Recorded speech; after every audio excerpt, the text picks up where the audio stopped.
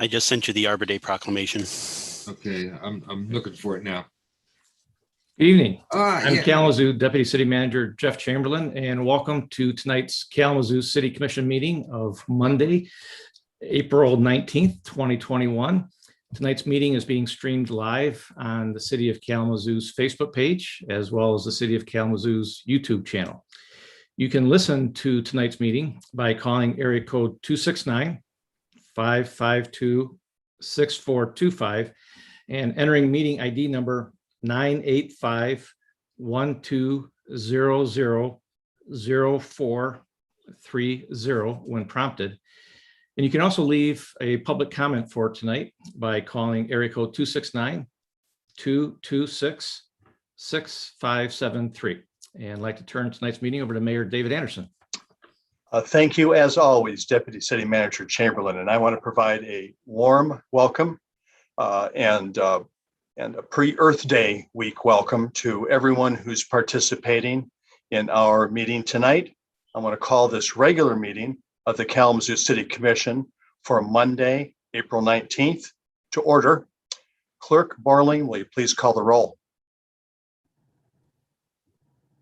Commissioner Cunningham. Here in the great city of Kalamazoo. Commissioner Hess. Here in Kalamazoo. Commissioner Knott. Here, Kalamazoo. Commissioner Pradle. Present in the city of Kalamazoo. Commissioner Urban. Here in Kalamazoo. Vice Mayor Griffin. Here in Kalamazoo. Mayor Anderson. Here in the city of Kalamazoo. Thank you, Clerk Borling. Tonight for our opening ceremony, we are honored to have Pastor Jason Olson from Centerpoint Church for our invocation. Pastor Olson.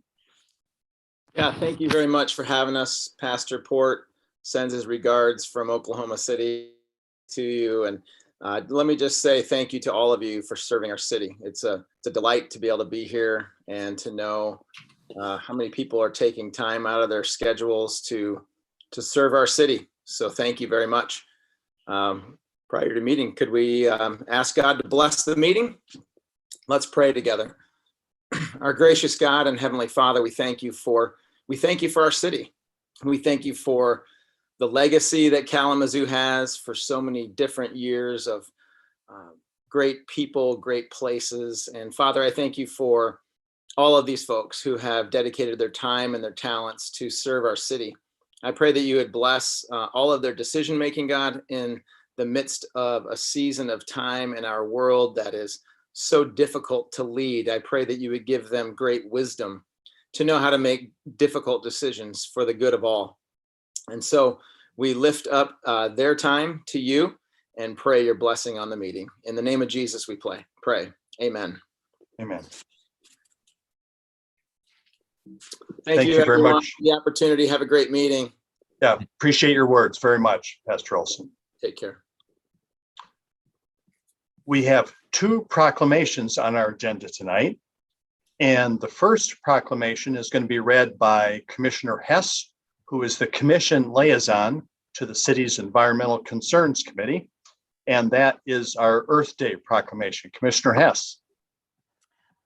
Thank you, Mayor. This is indeed our Earth Week proclamation. And I remember the first Earth Day as a 7th grader and really celebrating that with my junior high compatriots. And moving from there into my work and my commitment to climate, my commitment to driving electric, and now to representing commission on the Environmental Concerns Committee.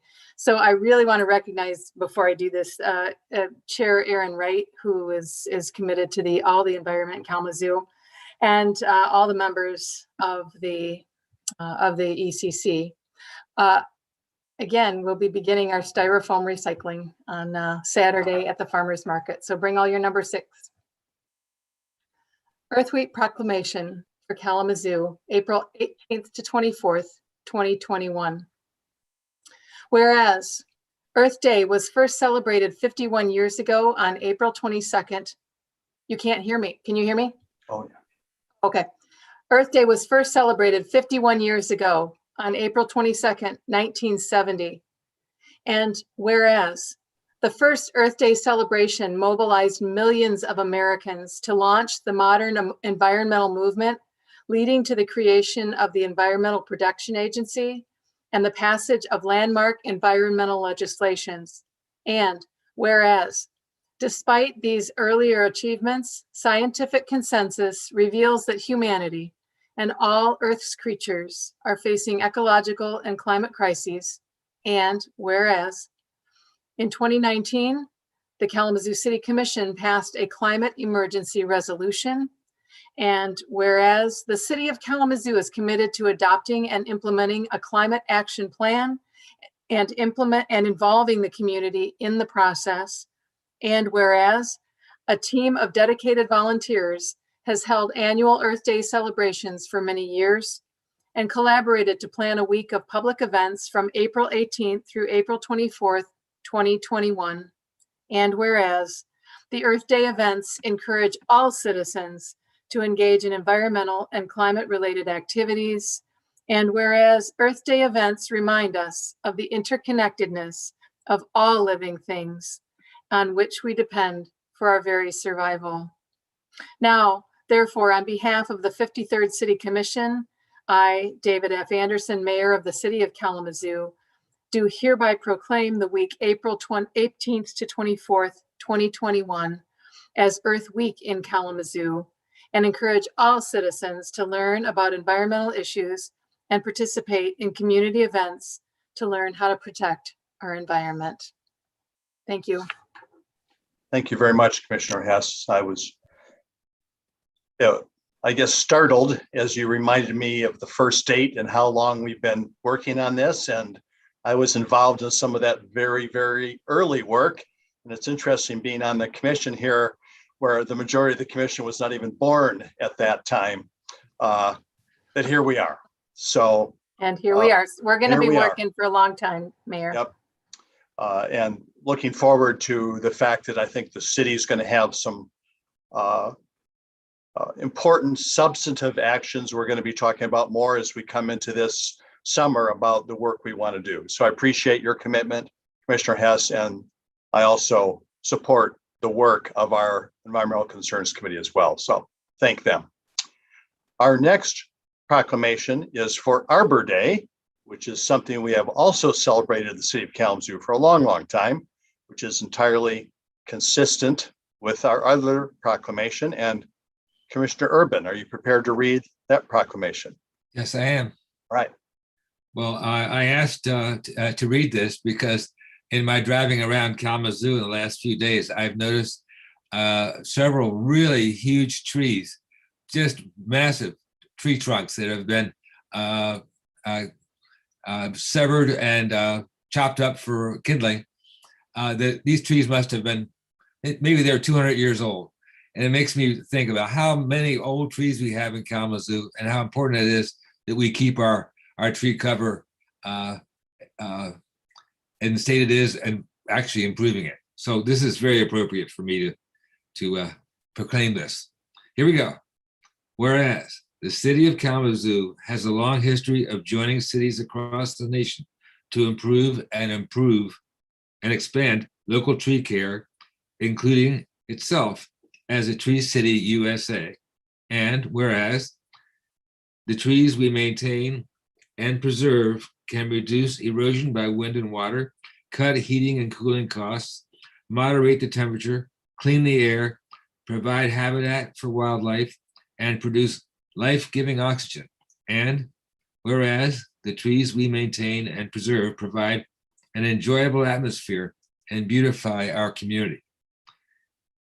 Now, therefore, on behalf of the 53rd City Commission, I, David Anderson, Mayor of the City of Kalamazoo, do hereby urge all citizens to plant trees and promote their well-being for the benefits they give today and for generations to come by proclaiming April 30th, 2021, Arbor Day in the City of Kalamazoo. Thank you very much, Commissioner Urban. Appreciate that. Vice Mayor and Commissioners, you have before you the agenda for tonight's meeting. Are there any changes Commissioners or Vice Mayor would like to see?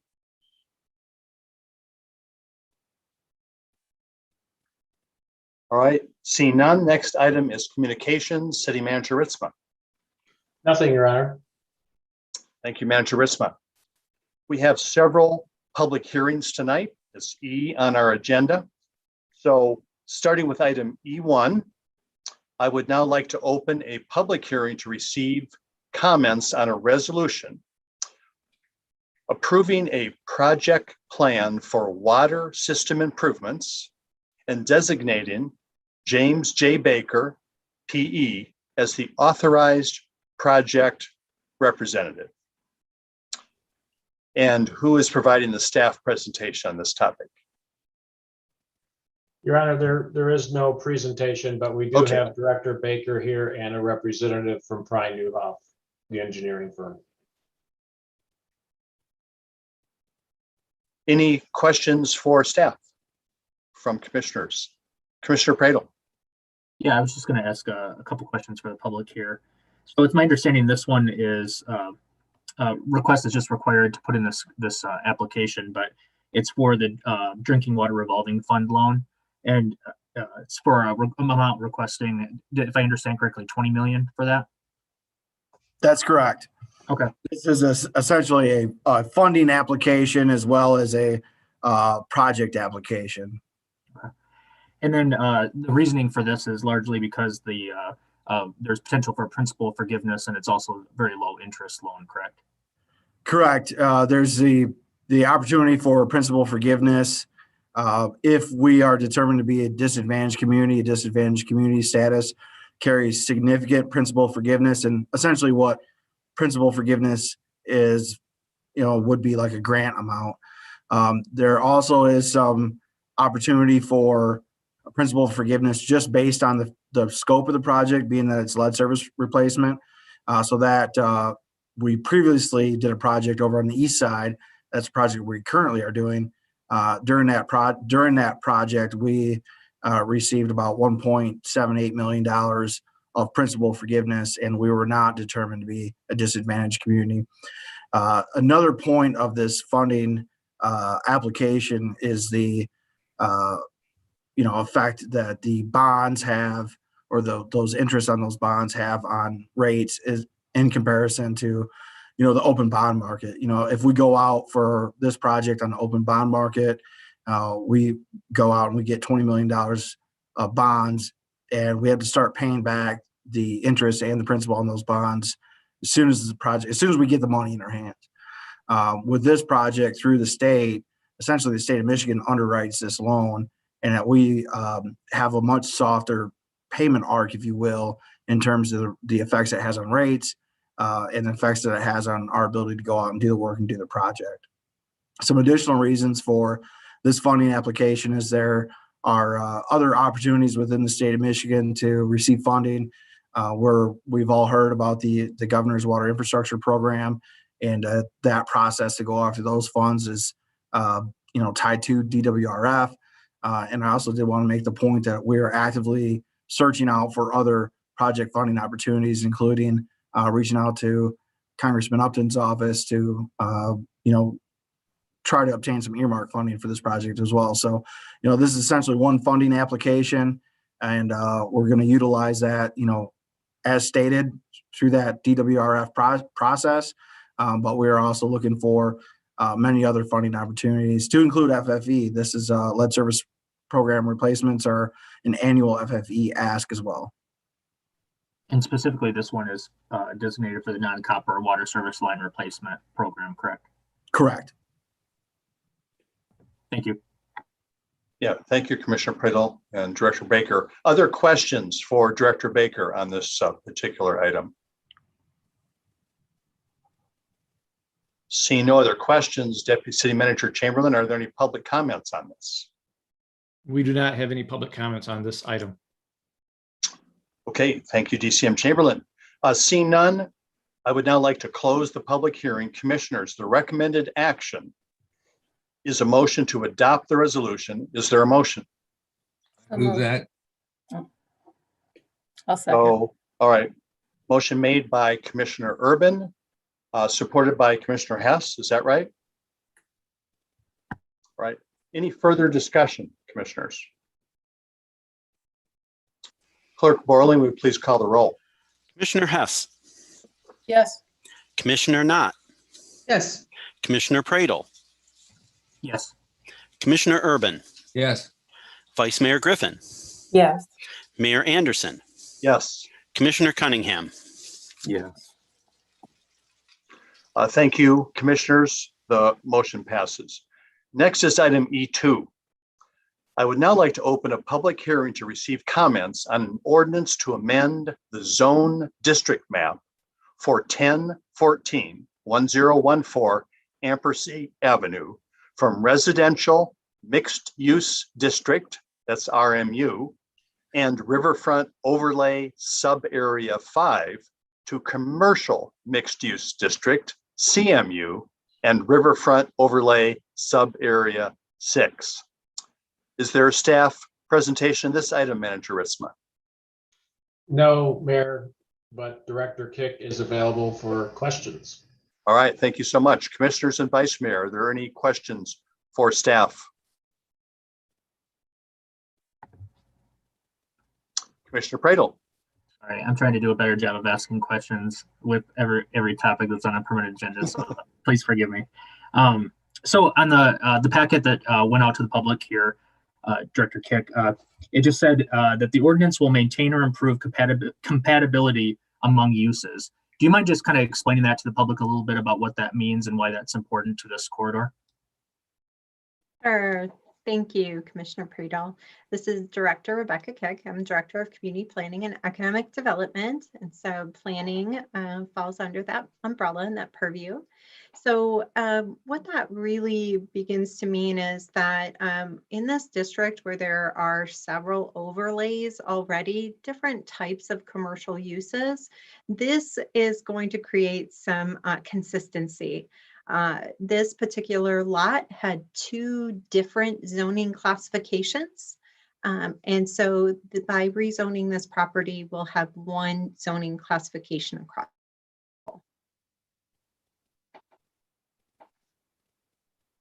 Further questions? Commissioner Cunningham, yes. Is there any current interest in that Ampersand corridor from businesses, housing, anything of that nature? Currently, we don't have any business interest in the Ampersand corridor right now. However, I have been working for 2 years on a project between the Eastside Neighborhood Association and with a group that's called Playgrown with Dr. Michelle Johnson. And we have been exploring uses for the 433 Ampersand, which is a parcel of land. It's called the Riverview Wellness Park. And that would be a great project actually to bring forward to you another time, maybe at one of the committee of the whole meetings. But we have been exploring that parcel as recreation and arts, as well as what's called Playgrown, which is really adult play, and it almost looks sculptural. It's really beautiful. Dr. Johnson's been working on it for over 15 years, and we came together and really saw an opportunity for this parcel of land. It's very contaminated. The soils are very unstable. It floods quite frequently, so development would be very difficult there. But it is also noted both in Imagine Kalamazoo and in the Eastside Neighborhood Plan as literally like a whole of where there's no recreation opportunities between the Eastside neighborhood and then all the way up to Verberg Park. So creating something along the river that could be used for recreation would really fill a gap within our planning in this area also. Okay. Thank you, Director Kick. Commissioner Pradle. Sorry, I wasn't raising my hand, sorry. Oh, okay. All right. So any other questions for staff on this ordinance to rezone? All right, seeing no questions, DCM Chamberlain, are there any public comments on this? There are no public comments on this item. Thank you so much. Further discussion? Seeing no more discussion, Clerk Borling, will you please call a roll? I don't think we actually made the motion to. Oh, I'm sorry. We haven't closed the public hearing or made a motion. All right, thank you. Yes, what I have to do to get everybody involved here, start dropping the ball on things. People will jump in and help. That's great. So, commissioners, the recommended motion is to adopt the ordinance. Is there a motion? So moved.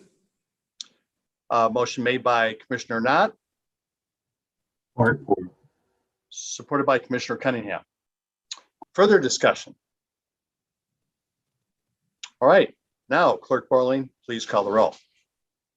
Commissioner Knott, Yes. Commissioner Pradle, yes. Commissioner Urban, Yes. Vice Mayor Griffin, Yes. Mayor Anderson, Yes. Commissioner Cunningham, Yes. Commissioner Hess. Thank you, Clerk Borling. The ordinance is adopted. Next is item E3. I would now like to open a public hearing to receive comments on an ordinance to amend the zoning map for 315 East Frank Street from Manufacturing Limited District, M1, to Live Work District, LW-1. And Manager Ritzma, is there a staff presentation on this? No, Mayor. No, Mayor, but Director Kick's available for questions. All right, thank you, Manager Ritzma. Vice Mayor, Commissioners, are there questions for staff on this rezoning ordinance? Commissioner Pradle. In the COW meeting, the committee of the whole meeting we had before this meeting tonight, and then also in the packet, there's a reference to that this zoning instance is got a little bit of ahead of the pack in terms of the rest of the zoning that's planned in the area. Could you explain that a little bit and what that means? Sure, Commissioner Pradle. This is Director Rebecca Kick again of Community Planning and Economic Development. And this particular development with Mr. Bogan, he is working to close on the properties with the brownfield. We have a purchase agreement with Mr. Bogan, and we wanted to be able to have them rezoned prior to his purchase. He would like to break ground this year. And with the extensive community engagement that City Planner Anderson had already planned in terms of the larger rezoning, she wanted to be able to have that run its course. And Mr. Bogan's development was just a little ahead of that curve. No, we're sorry we didn't have it go a little bit faster so that Mr. Bogan wouldn't have to have this go separately. But unfortunately, the timing just didn't work out. So we just wanted to be sure that Mr. Bogan had everything that he needed in order to complete his development. Thank you, Director Kick. Other questions from commissioners or Vice Mayor for staff? All right, seeing no other questions, Deputy City Manager Chamberlain, are there any public comments on this item? No, sir, we have no public comments on this one. Thank you, sir. Hearing that there are none, I'd now like to close the public hearing. Commissioners, the recommended action is a motion to adopt the ordinance. Is there a motion? So moved. Motion made by Commissioner Cunningham, Support. supported by Commissioner Knott. Any further discussion? Mayor, I'm sorry. Mayor, Yeah, if you don't Commissioner. mind, I'm going to need to abstain on this one particular one again because Mr. Bogan is a member of our board of directors at my the organization I'm employed. So when you hear me abstain on that, that's the rationale for why I'm doing that. Oh, okay, helpful. Appreciate that. Any other discussion? Okay, Clerk Borling, please call the roll. Commissioner Pradle, Abstention. Commissioner Urban, Yes. Vice Mayor Griffin,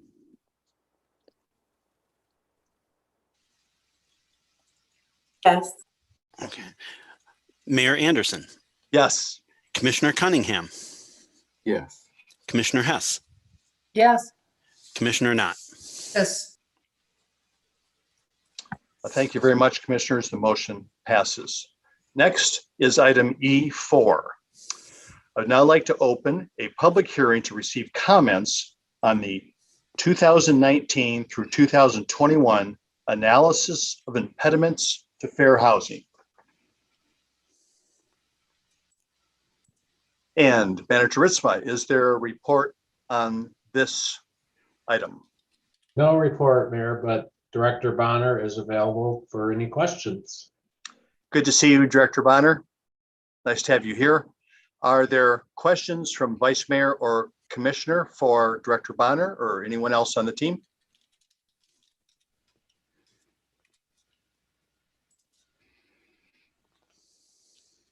All right, I don't see any questions for staff. Director Bonner, I'm not going to let you get off that easy. Sorry. So this has been quite a process, and you have been deeply involved in it and led it.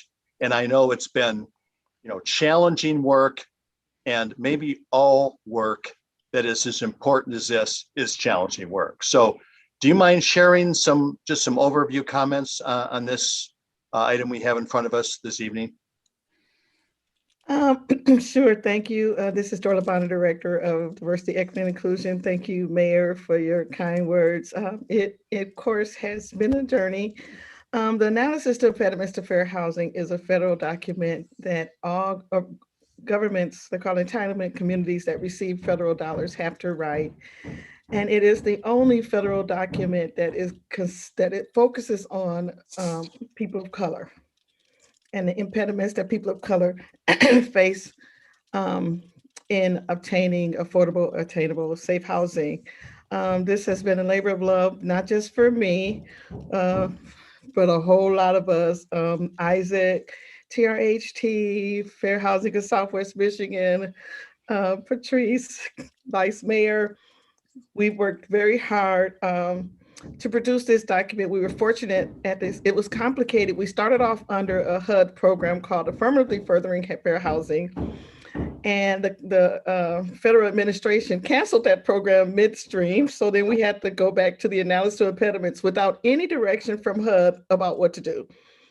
And so we stretched out and did a combination of what the analysis to what the affirmatively furthering fair housing was, because we really believed, excuse me, in that product because it makes you accountable to the actions to address the impediments, and a combination of the old analysis to impediments. And we were fortunate through TRHT and other groups to get a grant from the Government Alliance for Race and Equity to actually take a deep dive in engagement, which we had never been able to do because it is staff intensive. And so that group of folks, we've in 4 months talked to over 400 people in surveys and focus groups. And that's why, and we have just a very robust product. This document does not go directly to our normal HUD staff, but it goes to the, I'm gonna say it right, Fair Housing and Equal Opportunity Division. And they have been watching this process and working with me because they realize that when you do that kind of engagement with that many groups of people, it becomes complicated. And so they've been watching our process and are eagerly waiting. I've been emailing them regularly. It's coming for real, it's coming. This document, because not only do we have the impediments based on the data, we have documents based on the surveys and the engagement. We also have a document in there that is from a investigation by a Fair Housing Center that talks about what happens with home ownership between banks and with real estate agents. So it's very comprehensive. The thing that makes me most excited are that the actions to impact those impediments come from all over the community. It is not just a City of Kalamazoo issue. So a city as an organization, so the City of Kalamazoo as an organization can't be responsible. And if you looked at that document, there are so many organizations that have taken a piece of this and are running with it on their own. And now in one document, you can see just how much work is going toward housing. And that's the exciting thing to know, that we as a community have come together and are talking about housing and actually doing things. And I know the date says through 2022. So I called HUD and said, please don't make us do this again next year. Please don't. And because HUD does not have a plan yet on how to do an analysis of impediments, we have been with grace that in 2022, we just need to update the actions. So we won't, I don't know how much will change that quick. Hopefully in 5 years, when we get ready to do our next one, we will have such substantial change that it will show in the census. But I'm excited because I'm really ready to hand this over to community investment and tell them to go forth and prosper. Thank you so much for Mayor, for this opportunity to share this labor of love. It really was a labor of love for me. So thank you, Director Bonner. And I'd like to respond on two topics. One is you, and then one is the document. And I just want to thank you for your leadership on this. And I want to thank you for how you lead. And you lead, this is not just a job for you. You lead with your heart. Your passion is infused throughout this work that's happened over the time. And I can't tell you how much I appreciate that and how important that is for our entire community. So thank you. About the document, this is a real, living, robust document that is coming to us. Clerk Borling, would you mind letting people know it is in our packet for tonight if you haven't had a chance to look at it? It's worth it. How can people access that packet right now if they wanted to, Clerk Borling? Sorry. Yeah, so the packet is available through the city's website. The meeting notice, under meeting notices, the notice for tonight's meeting, there is a link to the page that has the agenda packet, and that will be up there. That link will be up there for a while. So thank you so much. And I assume, Director Bonner, that this will be available as a direct link one way or another on our city website? It's in several spots. The easiest way to find it is to go to the Diversity, Equity, and Inclusion page. There's a link right there. Okay. Thank you so much. Valuable piece of work. I would encourage people to take a look at it. It's worth it. So thank you so much. Deputy City Manager Chamberlain, are there any public comments on this item? Yes, sir. We do have one that we will play for the commission. Thank you, sir. Good evening, honorable commissioners, honorable mayor, and honorable vice mayor, and everybody else. My name is Benjamin. I just wanted to make a public comment about what you guys are talking about right now. I did reach out to Darla, and she was amazing and very helpful with every question I had. The only thing I would like to say is that on the paper public notices, there was a website hyperlink that you could click on to get more information. And I guess I'd just like to point out that during this digital revolution or whatever it is that we're in right now, to be mindful of hyperlinks that you can't click on them when there's paper copies posted. Thank you so much. Have a great rest of your day. Bye. Thank you, sir, for your comment. I appreciate that. That was the last comment, sir. Thank you. Hearing that that's the last of the comments, I'd like to now close the public hearing. Commissioners, the recommended action is a motion to approve the draft 2019 through 2021 analysis of impediments to fair housing and authorize the Director of Community Planning and Economic Development to act as the official representative and to sign all required documents from the U.S. Department of Housing and Urban Development. Is there a motion? Moved. Motion made by Commissioner Hess, supported by Commissioner Urban. further discussion? Vice Mayor Griffin. Yes, not too many discussion points, but just wanted to thank Director Bonner for all of her work. She's since had a title switch and moved to DEI in the middle of this, and it was an awful lot of work to take on. So I just wanted to thank you and everyone that worked with you and all the partners on this, Isaac TRHT, the Department of Civil Rights, and the Fair Housing Center. But I just wanted to reiterate to community how important this is. April is Fair Housing Month. And so often when we talk about housing, fair housing can tend to be an afterthought. But as we've seen here recently in this community, fair housing is absolutely paramount to a housing discussion. You can't have one without the other. And so it was amazing for the city to really dig deep and be intentional with this report, all of the conversations that had to happen to make this really a community document. So I just wanted to lift that up again, and thank you again, Director Bonner, for your work. Thank you very much, Vice Mayor Griffin. Any further discussion? Commissioner Pradel? Yeah, I just wanted to echo Mayor and Vice Mayor as well. Director Bonner, you reached out to the organization I work for and asked for input early on in this process, and I could just tell your enthusiasm and excitement for it. You could just see it and feel it through the message you sent. So I really appreciate all your outreach and work to the community to make it possible, and then also just the thoughtfulness and taking public and community input as well, and taking that serious throughout the process. Thank you, Commissioner Pradel. Seeing no further discussion, Clerk Borling, will you please call the roll? Commissioner Urban, Yes. Vice Mayor Griffin, Yes. Mayor Anderson, Yes. Commissioner Cunningham, Yes. Commissioner Hess, Yes. Commissioner Knott, Yes. Commissioner Pradel. I'm going to abstain from this one as well. Thank you, Commissioners. The motion passes. Next is item, all right, yes, take a pause. Thank you, Director Bonner.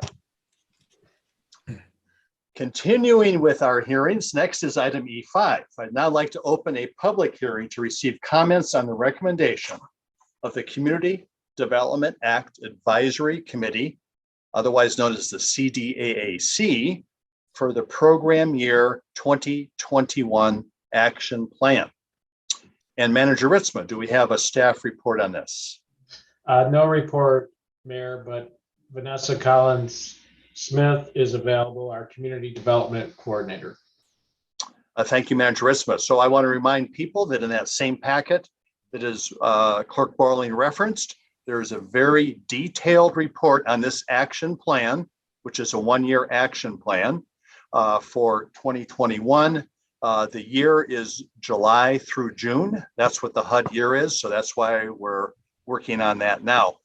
Are there any questions for staff?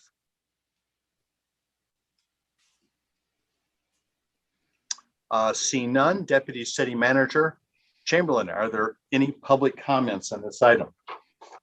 No comments on this item. Thank you, DCM Chamberlain.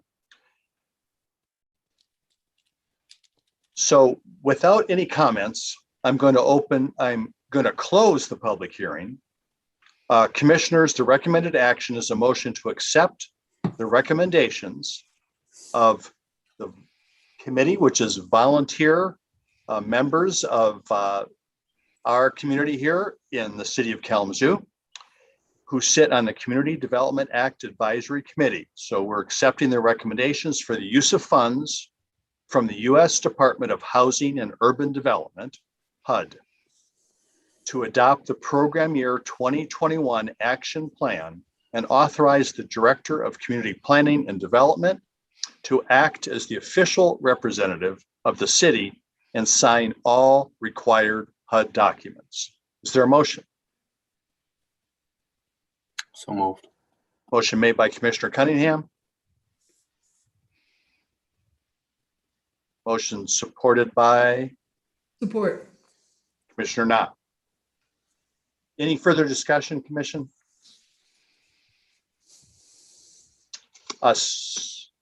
Seeing none, Clerk Borling, please call the roll.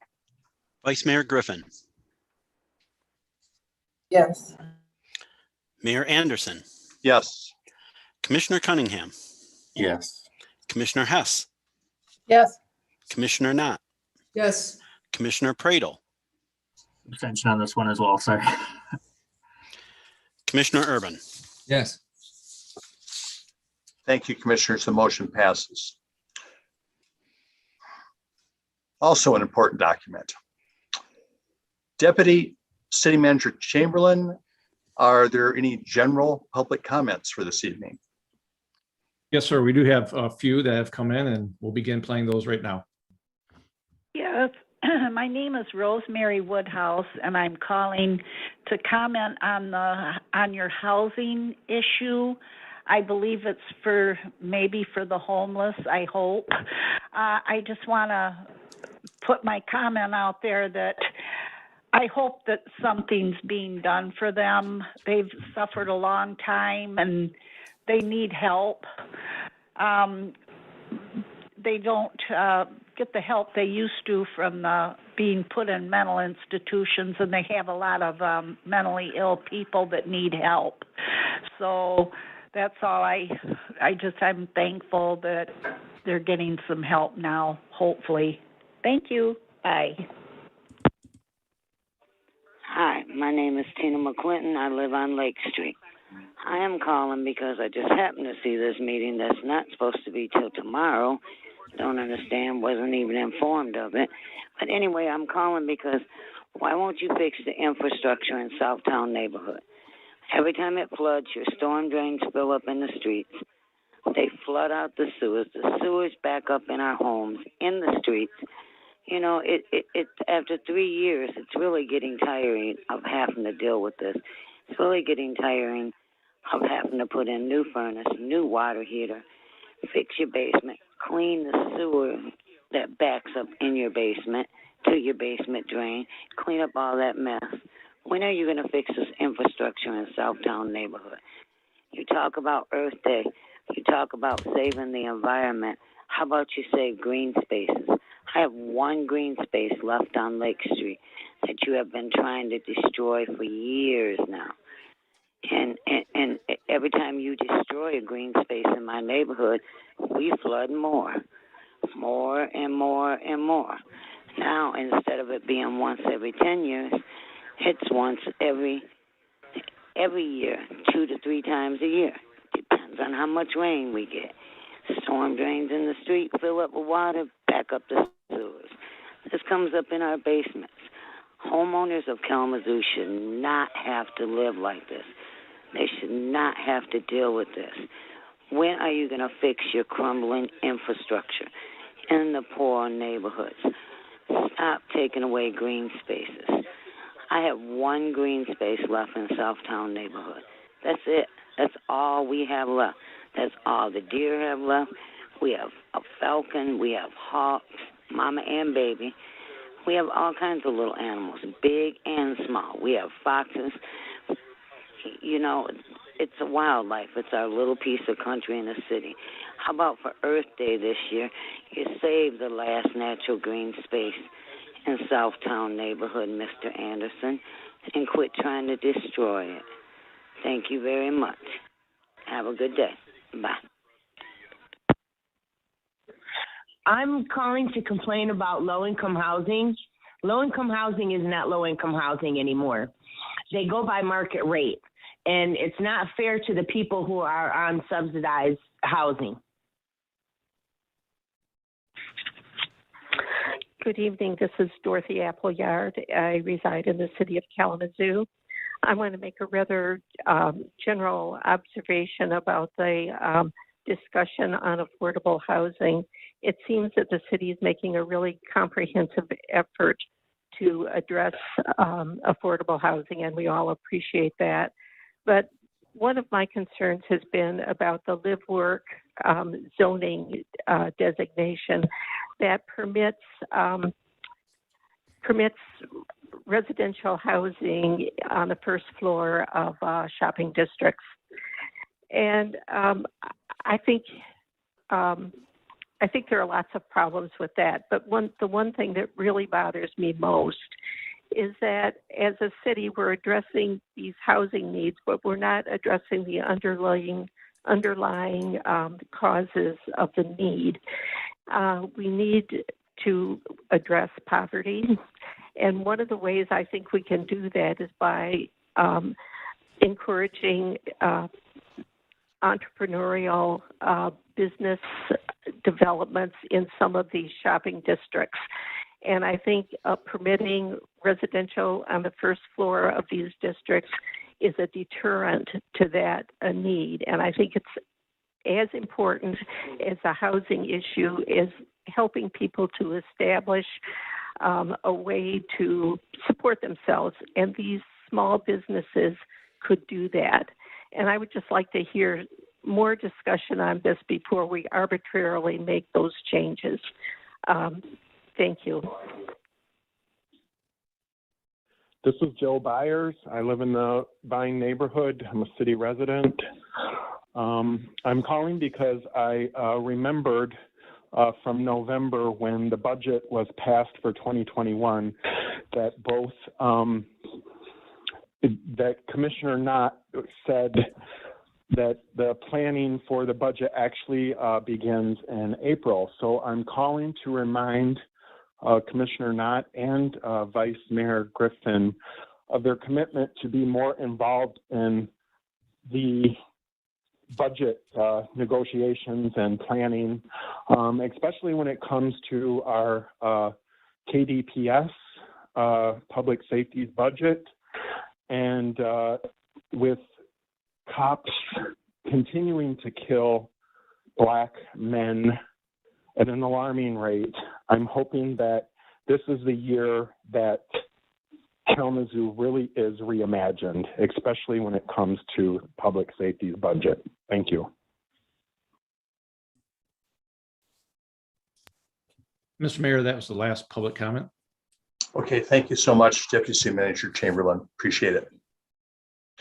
I want to thank everyone that took time and the effort to call in and provide comments to us in this format that we're had for quite a few months now for our public meetings. So thank you to everyone. Next on our agenda is our consent agenda. City Manager Ritzman. Thank you, Mayor. We have 11 items this evening. First is the approval of a professional services agreement with Davy Resource Group for a tree inventory in the amount of $100,030.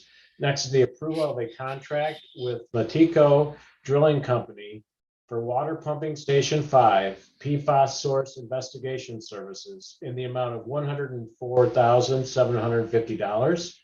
Next is the approval of a contract supplemental and change order with SWT Excavating Incorporated for the 2021 sidewalk project in the amount of $105,000. Next is the approval of a contract with Pavement Maintenance System LLC for the 2021 chip seal project in the amount of $201,138.40. Next is the approval of a contract extension with Unique Paving Materials Corporation for the asphalt patching materials in the amount of $221,100. Next is the approval of a contract supplemental and change order with Peters Construction for water main relocations on the Howard Street Trail project and Nichols Road project in the amount of $224,307.26. Next is the approval of a contract supplemental and change order with Monoform LLC for sanitary manhole sewer rehabilitation in the amount of $456,955.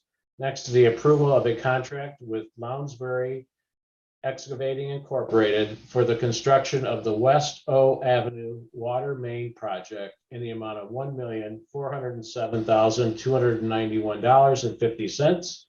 Next is the approval of a contract with Fan Zylstra for electrical switchgear upgrades at the water reclamation plant in the amount of $1,949,041. Next is the approval of a pay adjustment for City Clerk Scott Borley in the amount of $5,000 for an annual salary of $111,000 effective April 19th, 2021, and approval of a budget amendment to fund the salary increase and associated benefits.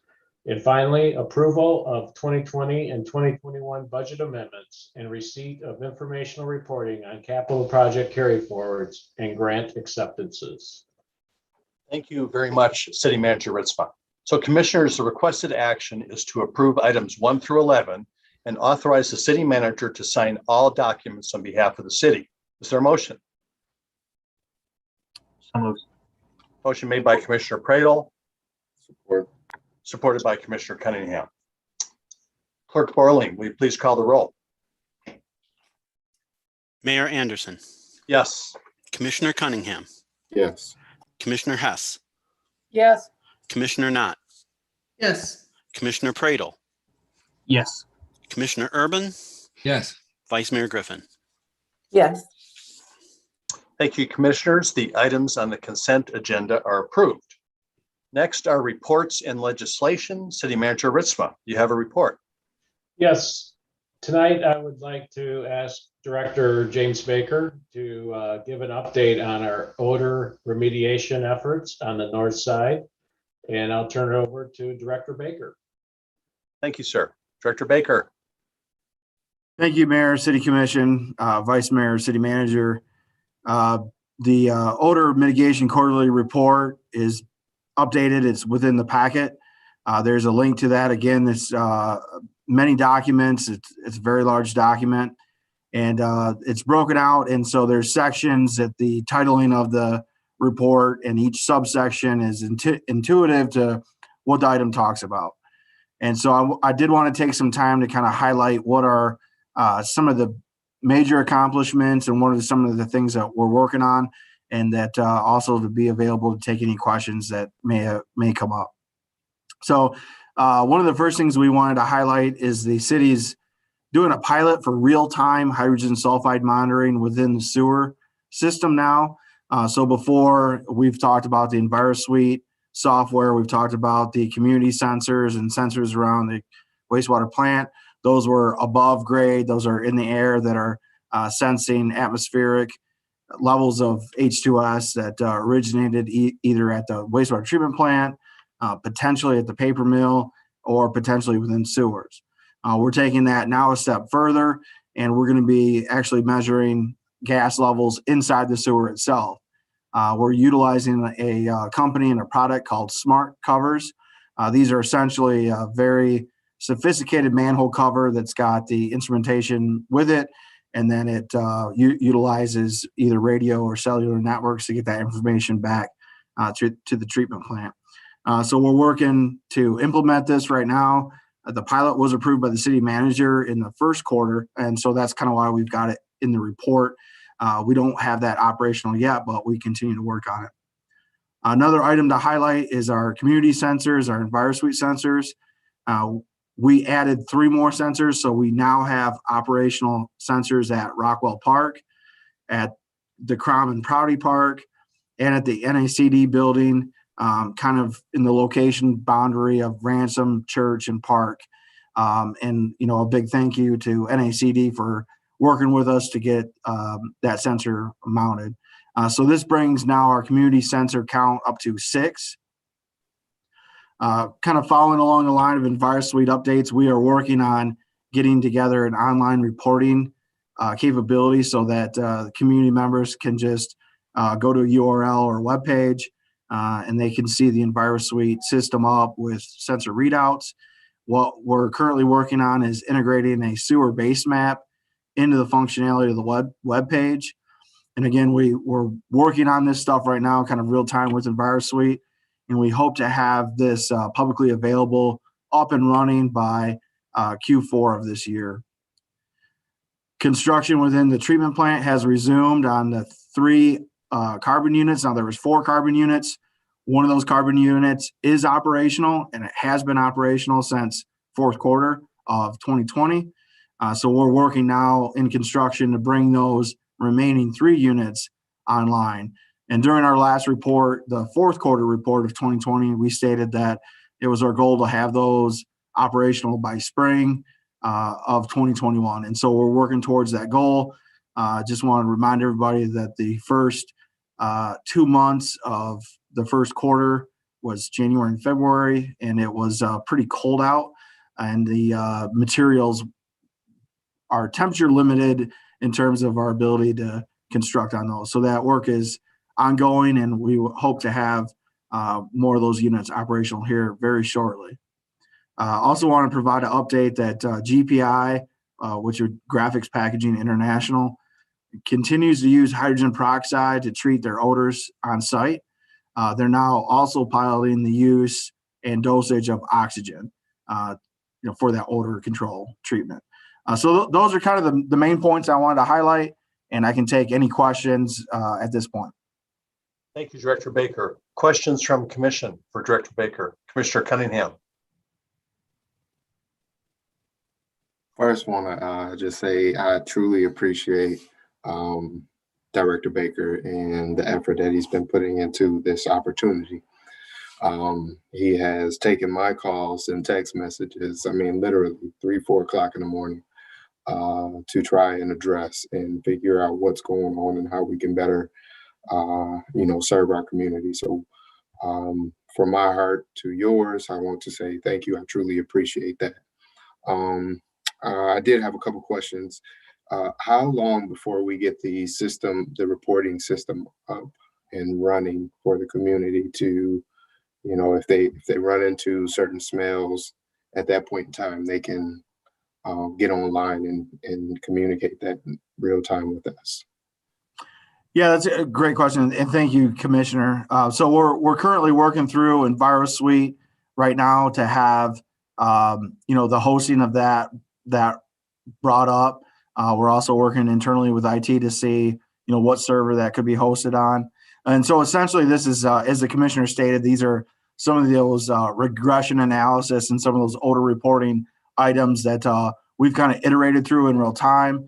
We do that manually here at the treatment plant with our system that kind of just sits here. And so what we're trying to do is get that up and operational so that anybody at any point can enter that, basically enter in that they've got a odor complaint, and then that's going to do the work, and then issue kind of a report back to them at that point.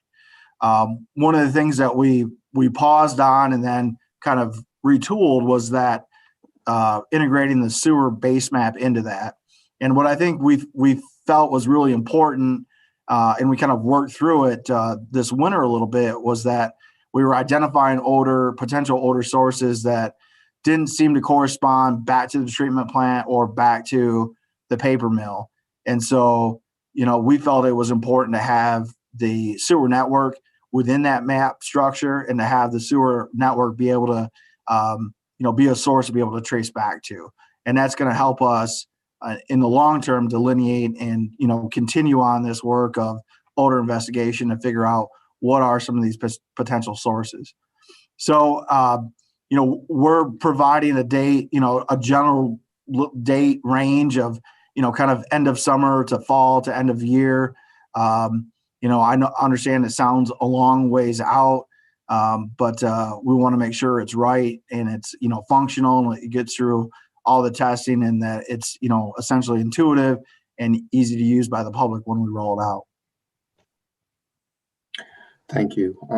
Kind of off subject, on subject. In our consent agenda today, there was items surrounding Station 5 and PFAS and funding. Do you mind touching on that for the community at large? Yeah, thank you. That's a great question. I know oftentimes we talk about various chemicals of concern. Right now we're talking about PFAS. Sometimes we're talking about the wastewater treatment plant. Sometimes we're talking about the drinking water system. So I just want to clarify that the item on the consent agenda was for the drinking water system. This is essentially our wellfield or wellhead protection program at work. This is the work that we do. We've identified a PFAS source outside of Station 5. We've been working on this for a few years. we're actually planning the rehabilitation of Station 5 to include PFAS treatment so that we can protect the city, we can protect all our community members from any potential risk or drawing that PFAS closer. So really the focus of our wellfield protection programs to identify these very risks out, before they get to the station. So we're identifying that a mile away, or we're identifying that at some point further upstream, if you will, from a pumpage standpoint, so that we can do some corrective action in terms of employee treatment, and we can go through the capital process and upgrade the station with the proper capital and treatment to, provide that treatment. Or in the case of 17 and 18, we can actually just decommission those wells. So with that work on Station 5 is further investigation work that's going to be going out, drilling some more wells, vertical profile wells, to be able to try to quantify and figure out where the PFAS is exactly, to kind of delineate that plume, and then to figure out, what is the time of travel on that plume, what are the concentrations at, and that's going to inform our treatment, so that when we're done with Station 5 rehabilitation and we've got iron removal, manganese removal, and then PFAS removal, we can essentially take that investment in that system and utilize that station as a baseload station. Once that station's a baseload station and we've got all those treatment mechanisms in place, then it essentially, our risk in terms of where a contamination plume is isn't there in terms of the fear of drawing that or anything else. Thank you, Director Baker. That was a very good question, Commissioner Cunningham. I'm glad you asked that one. Other questions for Director Baker?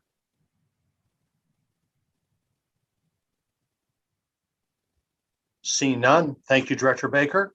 Thank you. I just wanted to make a one last comment here about that, is that I had a great opportunity a few weeks ago here for a young man who was very interested in seeing how the city works, to spend a day going around to various city undertakings. And one of the things we did, we took a tour over the wastewater treatment plant.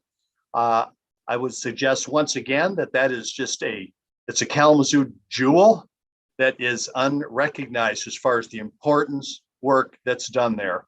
And if you at all are looking for work in the public sector and you want to be involved in something that has done more than probably anything else in contributing to community health over the centuries, is having the capacity to provide healthy water and to dispose of treated water in a safe way.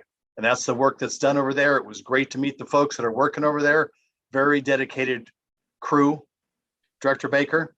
It was a pleasure to spend some time and walk around. And I mean, literally, it's just quite a massive undertaking over there. And it's amazing that we can, keep it rolling every single day with all the moving parts. So appreciate that very much.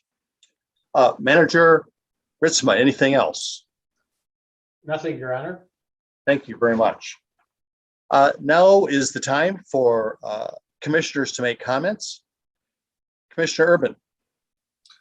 Yes, I think I'll mention that I've been participating in his inventory of historic homes in Kalamazoo, which is a 3-year project. We're in the 2nd year of it now. And I've been deputized by Sharon Ferraro, along with many other people, to take photographs of houses throughout our city. Of course, I get lots of questions from the residents wondering, what am I doing snooping around the front of their house with a camera? And of course, I'm always careful to stay on the public right of way, but still they're curious, and I would be too. And so when I tell them that we're doing an inventory of historic houses in Kalamazoo, they say, well, my house isn't historic. And I say, well, is it over 40 years old? And yeah, they say, yeah, it's an old house. Oh, and I say, well, then it's historic. People have been living in it. There's a history there just from the people who have been living in it. Lots of times these houses have 2 or 3 generations worth of people in the same family have lived in it. And you can tell by the additions that have been placed in the back of the house, you know? So there's, as I walk around, I get this feeling of history. It's been a joy to meet the people in the neighborhoods. I hope I had to stop it because the trees are leafing out now, and we can't get good unobstructed views from of the houses, especially the side yards. So we're going to pick up again on it next year. It's a huge undertaking. We got a state grant to do this, and I just want to let people know that if they see me around or some other people with cameras, that we're pretty harmless, and it's all for a public inventory for the Historic District Commission. That's all. Thank you, Commissioner Urban. Commissioner Cunningham. Yes, I got 2 items I want to speak to. First and foremost, tomorrow is 420. I know that a lot of individuals will probably be partaking.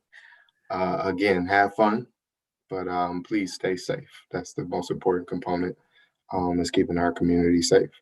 The second thing is right now is very intense as we look at the Derek Chauvin trial. Right now, the jury's is deliberating. And so very soon we should be getting some type of input or outcome as it pertains to that particular individual.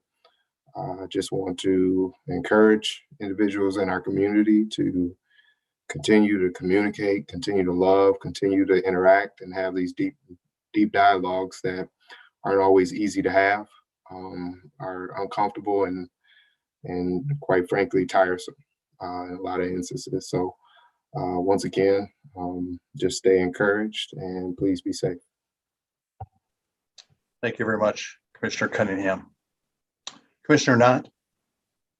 Yeah, just briefly, kind of taking from my primary care physician, Dr. Nicholas Sword, who posted on his social media page last night. Like most places in the state of Michigan, Bronson's COVID admissions are at all-time highs. And he listed that 93% of admissions are people that are unvaccinated, 6% are partially vaccinated, and 1% are fully vaccinated. And then he echoed the fact that not a single patient who has been fully vaccinated has died at this point. So this is just another public service announcement that vaccines are now available for anyone that's 16 and up. They're at this point in time fairly easy to get an appointment, and I encourage everybody, if you haven't been vaccinated at this point, to reach out to the county health department or to any of the major pharmacies. If you're a Western student, Western's now doing their first vaccine. I don't think it's a fair vaccine, something, whatever the word is, I apologize. But they're critically important if we're going to reach herd immunity and kind of get back to some form of normalcy. So just wanted to share what, again, my primary care physician put on his social media last night. Thank you. Thank you, Commissioner Knott. Very important. Commissioner Pradel. Sure.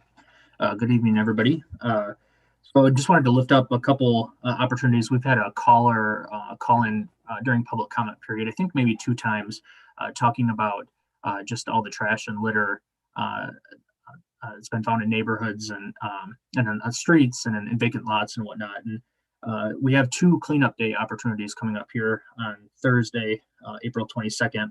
There are 5 different parks that'll have cleanup. That's going to be led by our Parks Department. And you can find those at kazooparks.org/Earth Day.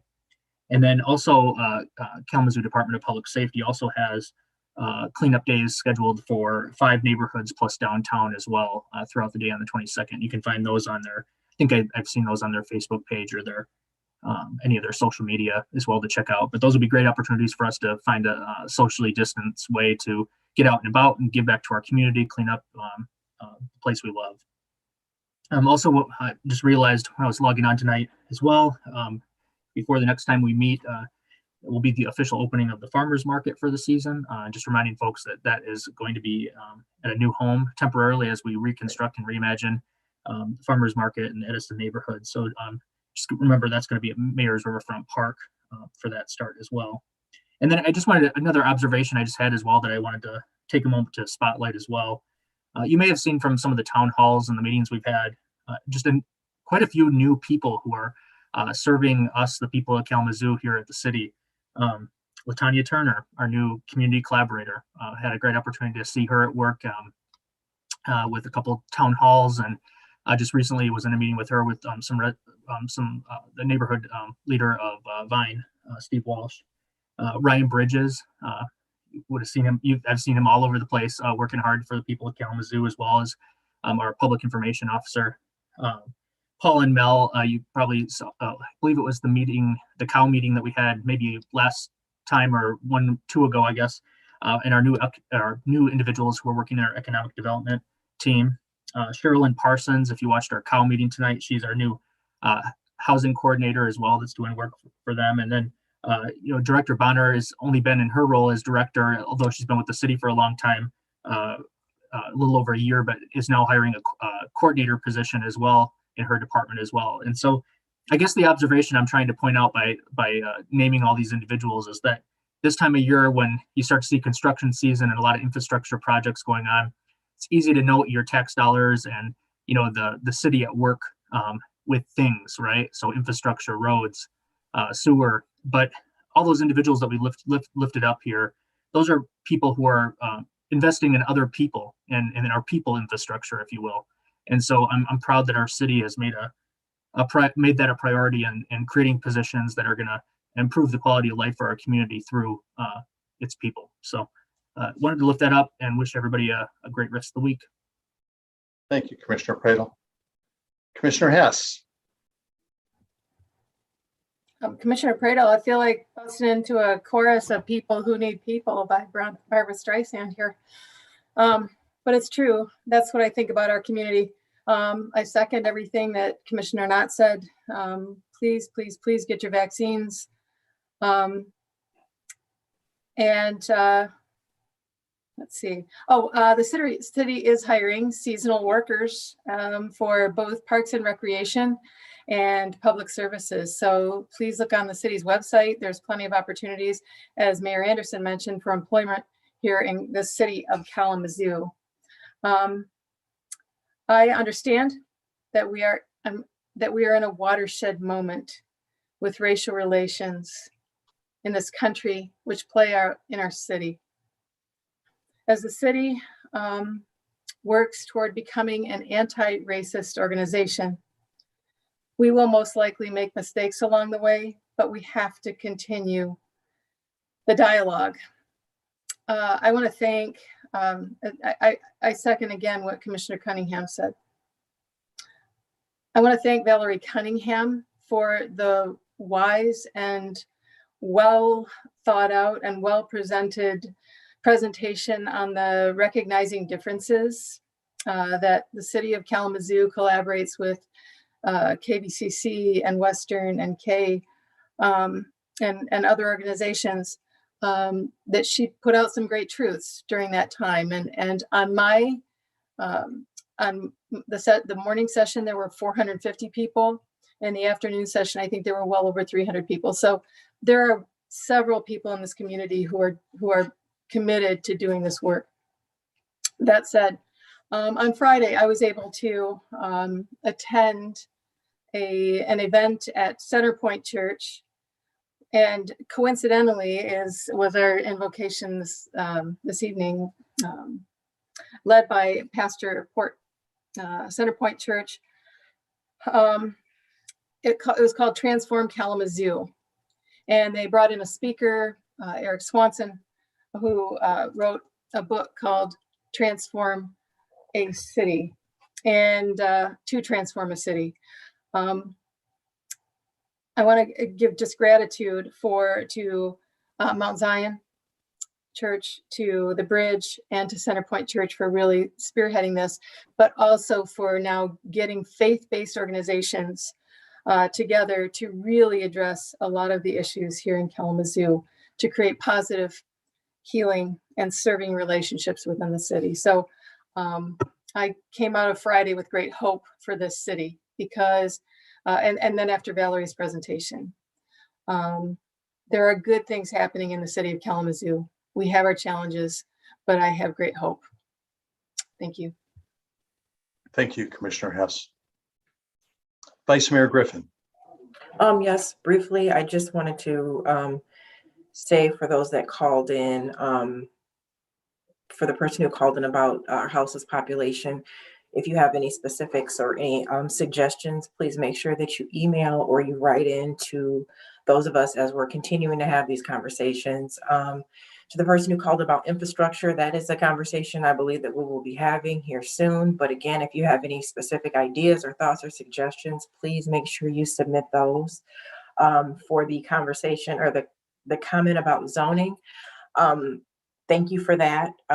For at our zoning board and in any other commission meeting where zonings are on the table, please make sure that you continue to lift up your thoughts and comments on that. And to the person who commented about our budget planning, absolutely. That was one of the reasons, not just for KDPS, but as a whole, why this commission, I guess it was probably a month ago now, we had our first retreat in attempts to change the course so that we're not handed our budgets in November, passing them in January. We're starting for 2022 now. And that's what the conversations we're having, the conversation we had at our committee of the whole meeting, and then the one we just had 2 weeks ago. So please make sure you're staying up to speed on those, as we will help make sure we have better outcomes that we all wish to see moving forward in the future. So thank you. Thank you, Vice Mayor Griffin. I really appreciate your leadership on that, by the way. It means a lot.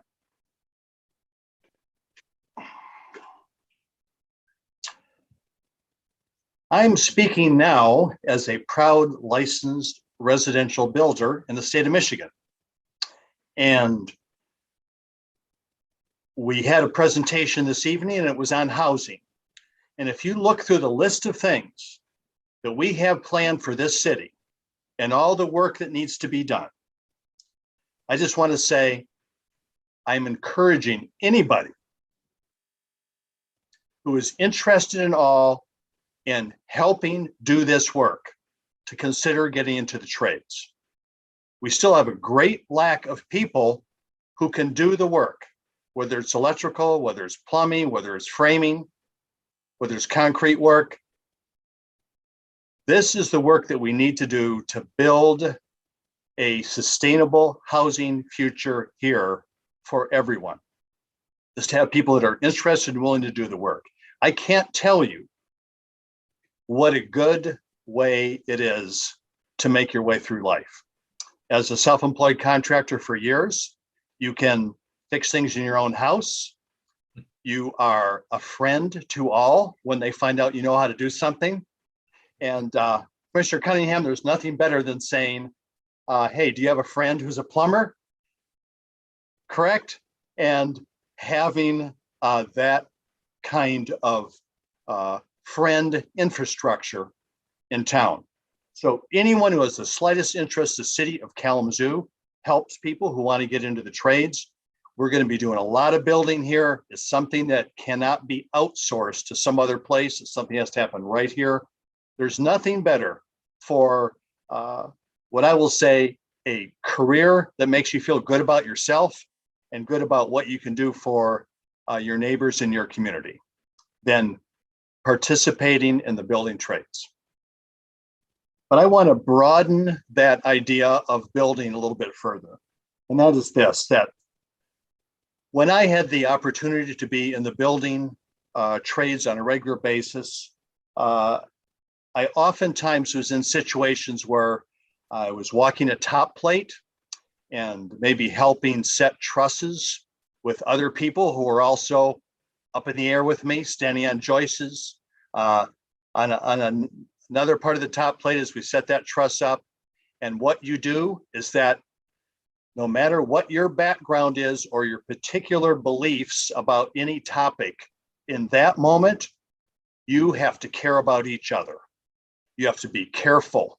You have to make sure that you are being safe and so you do not put anyone else at risk in order to accomplish the task that you have.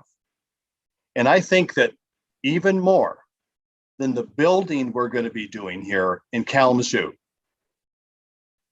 is the community building we need to do together. And Commissioner Cunningham touched on this, but more so here in Kalamazoo, we need to work together.